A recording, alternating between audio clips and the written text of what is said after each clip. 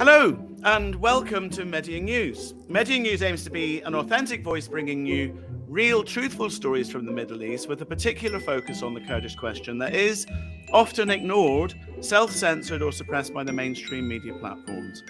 On my podcasts over the last few months, I have been looking at the history of the criminalisation of the PKK and the Kurdish movement in different countries in Europe.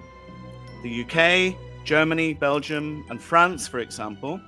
Yet there is one country in Europe important in the history of the criminalisation of the Kurds that you may not guess or know about if you are relatively new to the Kurdish issue, where 36 years ago this month, there was an extraordinary political crime that, as well as being a national tragedy for Sweden, the Scandinavian country where it happened, also turned out to have serious consequences that would be instrumental in criminalizing the PKK and the Kurds in Europe, and which has had a long-lasting negative effect on the political efforts of the Kurdish People's Movement to try to achieve a peaceful and political settlement to the long and painful conflict between Turkey and the PKK that originated as a result of the policies that established the modern state of Turkey, which denied the Kurdish people's culture, identity, and language, and criminalized any resistance by the Kurds against these racist,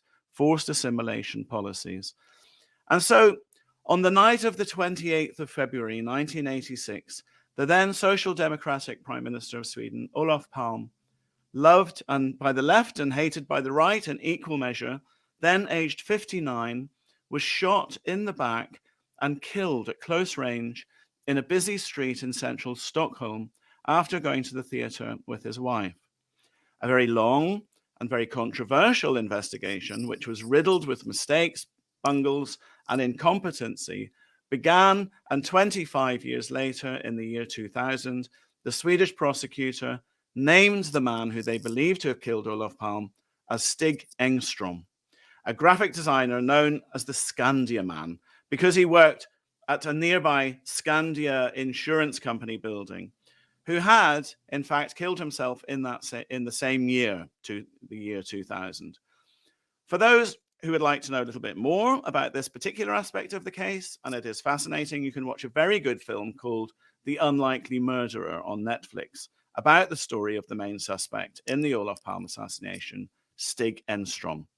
But during the investigation, and according to the imprisoned Kurdish leader Abdullah Öcalan, indeed, even just before the assassination, there was a lot of intelligence chatter and attention placed on the PKK by international and Swedish intelligence agencies, who would eventually, for a while at least, place the PKK as the prime suspect for the assassination of the Swedish Prime Minister. Abdullah Öcalan would say 10 years later in 1996, in an interview on the Kurdish TV station Medya regarding the Olof Palme assassination and the criminalization of the Kurds in Europe, he said, as I said, Turkish Interior Minister Mustafa Kalemli and the German Interior Minister signed an agreement to oppose the Kurdish liberation movement across Europe. Reagan, Thatcher, and Kohl held their hands over this agreement. With the murder of Olof Palme, a Kurdish track was invented, and suddenly all Kurds were guilty. Support for the Kurdish freedom struggle waned, and PKK persecutions began. A witch hunt began. All Kurds are blacklisted, all the Kurds are terrorists, and since then, the persecutions have continued, he said. And so, accordingly, many Kurdish activists see the origins of the criminalization of the Kurds in Europe in the way that intelligence agencies used the assassination of Olof Palme, a man who actually supported national liberation movements and the Kurdish struggle for rights, as a way to criminalize and limit support for the growing Kurdish movement in Europe at the time. And so, with these thoughts in mind, I'm very pleased and very honored to be joined today to discuss these issues around the criminalization of the PKK and the Kurds, beginning in 1986 after the assassination of Olof Palme, up to today, by Håkan Svenneling, a member of parliament for the Swedish Left Party, I believe the third largest party of the Swedish parliament, I understand. And again, I believe that Håkan is a member of the Foreign Affairs Committee and Speaker of the Left Party's Foreign Affairs.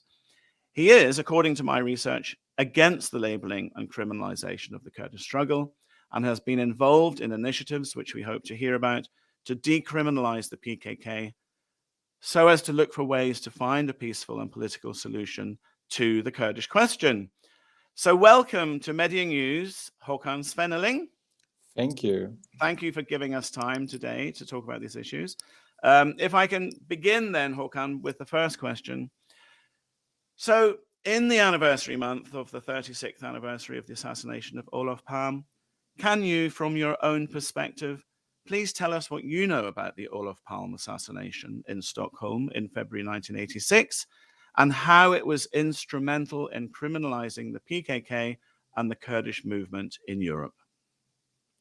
So I was living in Stockholm at the time of the murder, but I was only 6 months old. So I used to say that I one of the suspects because I was born. But I mean, there's so many suspects in this trial to find the murder of Olof Palme during the years. But the PKK track that was invented by a police chief named Olof Palme is one of the most famous tracks in the investigation. And as you mentioned, we don't know today if Stig Engström is the real murderer, but he is probably the murderer. The Swedish court system has decided.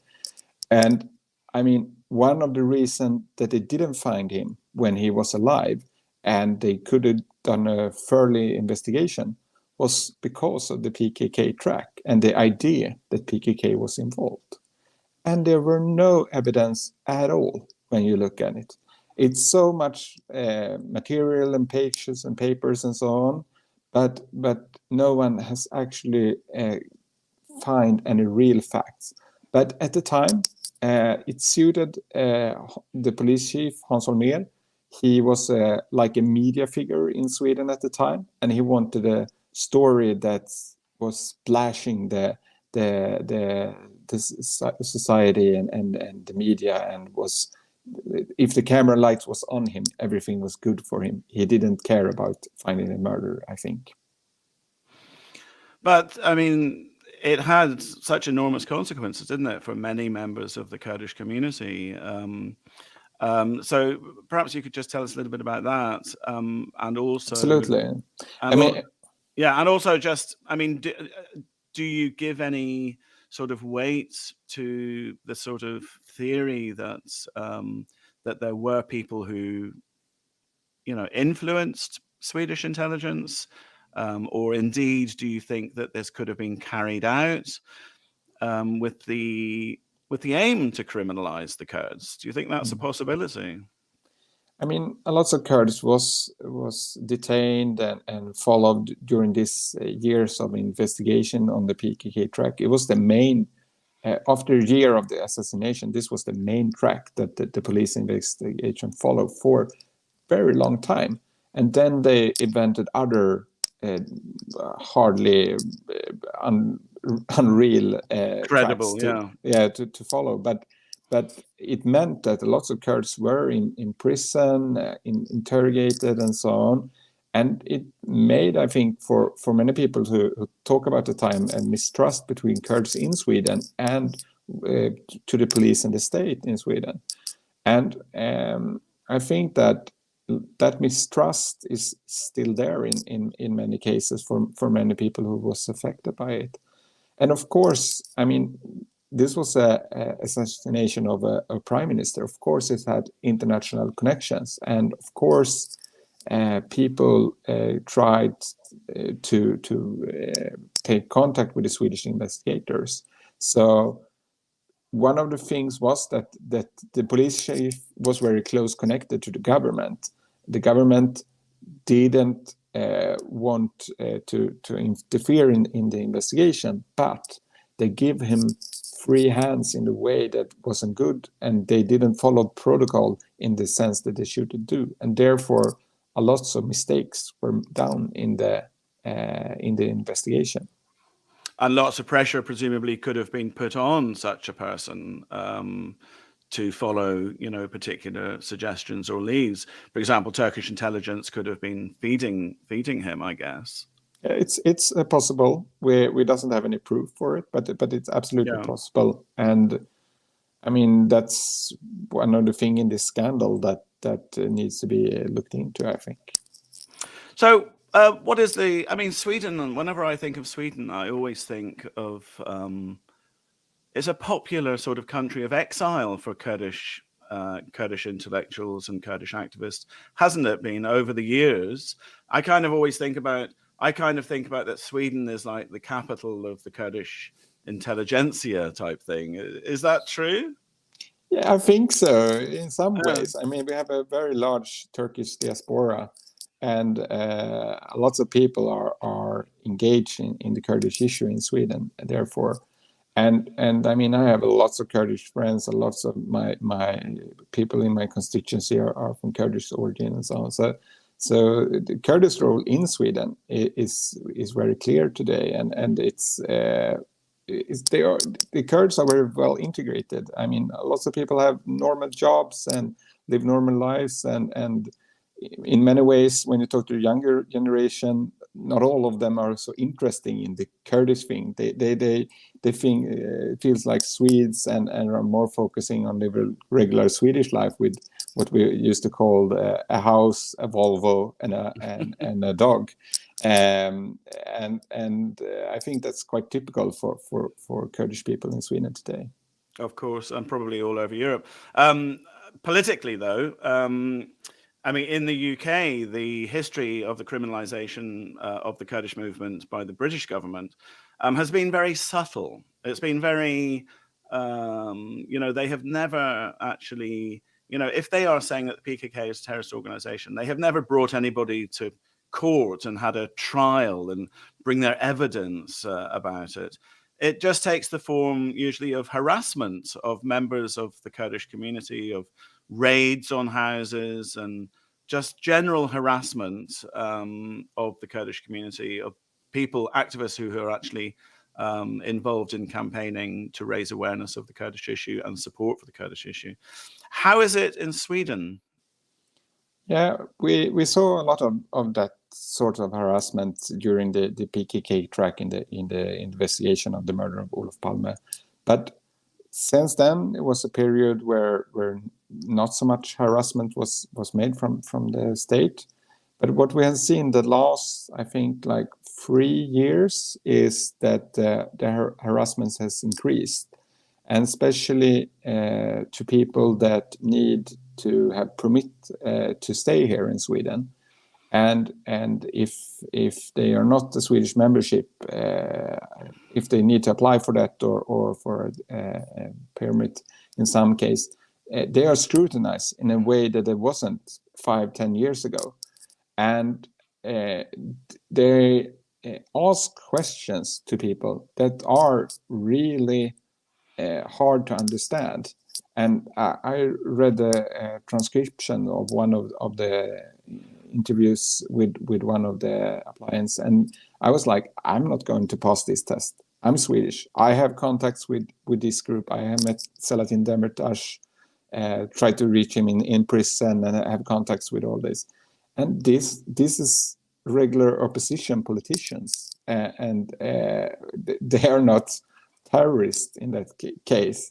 So what we see now is we have a very divided state in that sense, that the Swedish government said that it's support HDP, that they see HDP as a sister party, they're pro-Kurdish in many ways. But at the same time, you see the police, and especially the security police, SÄPO, doing investigations against Kurds and stopping them from getting permission here in Sweden every day. And this, we have tried to brought it up in a political discussion. It's a little bit hard to get into the media, but we feel that the pressure is increasing all the time. And the last count that I heard is 38% that have been harassed or even deported from Sweden due to these cases. Gosh. Håkan, I believe that you are involved in initiatives to decriminalize the Kurdish movement and the PKK, so as to be able to look for ways to find a peaceful and political solution to the Kurdish question. Would you like to tell us a little bit about your work in that department? Absolutely. It starts with a decision at our Congress in 2016 at the Left Party Congress. And that's because the Kurdish is a part of our party. So they put in a motion to the Congress that says that we need a decision that we doesn't want to criminalize PKK. And that motion was getting favored. And we have a new Congress this week. So it's very... It's been some years since it was in charge, and after that we as a party has tried to raise the question many times, and I'm cooperating with others abroad and try to make international initiatives, but I also try to put pressure on the Swedish government. In many cases we have a good relationship with the Social Democratic government, which is the same party as Olof Palme was representing, but when it comes to the labeling of PKK, they are like a wall. They don't want to talk about it. They doesn't like the question at all. They just say it's an EU question. We doesn't have anything to do with it, and so on. So if I'm quite happy of the policies in many ways, this is a point where I'm really not satisfied with the position from the foreign minister. And we debated this last week, so recently. I can imagine, but of course there is an increased campaign to push for decriminalization of the PKK to try to find a lasting settlement to the Kurdish issue. And you'll probably know about the Belgium case, where really the first time that all the arguments were brought out in a court, and it was more or less laughed at of court by the Belgium Supreme Court. Who said that the PKK are not a terrorist organization, that they are a party to a conflict between the Turkish government and the PKK. And there's another case, I believe, that is ongoing from a lawyer's team in Holland, which I think is going to be coming up soon as well. So there is a fresh push. And on the anniversary, the 36th anniversary of the assassination of Olof Palme, as a Swedish MP, what would be your message to your European colleagues in relation to the campaign to decriminalize the PKK and the Kurdish issue, so as to finally be able to open this way to a peaceful political solution to the Kurdish question? It's to keep pushing. I mean, you need to raise the question over and over again to make something happen. Nobody expects that it would happen tomorrow. It's going to need a long push for make it happen. And I think it's a good way always to take example of how the Turkish regime is using the labeling for their own purpose. So last night we saw a flight raid from the Kurdish regime in both Syria and Iraq. And they say this is because we think they are terrorists. So the peace doesn't come to Syria or to Middle East because of a Turkish regime using this argument.